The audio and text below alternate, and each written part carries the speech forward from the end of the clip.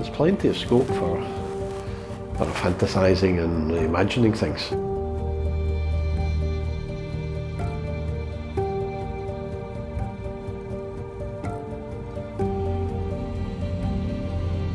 It allows us ways of looking forward through the lenses of the past. What we've been amazed at over the period of time that we've been working on site is just how interested artists are at unravelling the knotty history of this site. Colton Hill for me was always a place that I would come to view things. It's a place to watch and to observe. Whether you're in or out of the observatory, for me it's got that kind of history of like coming up on the hill or also that thing of kind of retreating from the city, which is quite nice for looking at artwork, to be kind of taken out of that kind of day-to-day grind of whatever you're doing.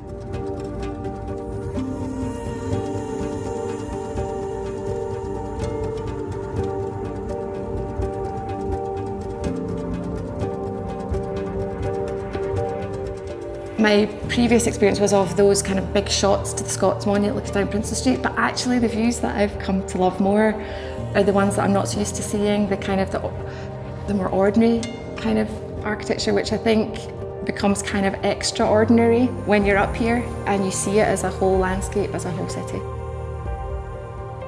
It's a great relief. The city has finally managed to find a very valuable use for it, because the collective gallery people are great on the art side. But it means the building's occupied, being used, it's open to the public, a lot far more visitors coming. So the site's really conceived as a gathering place, a place to look out and to look in.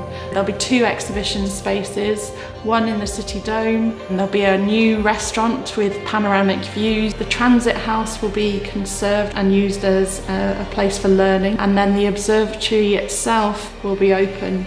And it really started to make us imagine what a city observatory could be for a city if a visual art organisation was in charge of it. So we've been really amazed at the response to our funding applications to date, and we've been really successful, and we're really happy and excited to be able to move on to the next phase of building when people are actually coming on site, but we still do have a little to raise. There's a cost in doing nothing. You know, it costs money when things start to fall into disrepair. We have here a building which is in essence redundant. There is no real live use for an observatory in the middle of a city.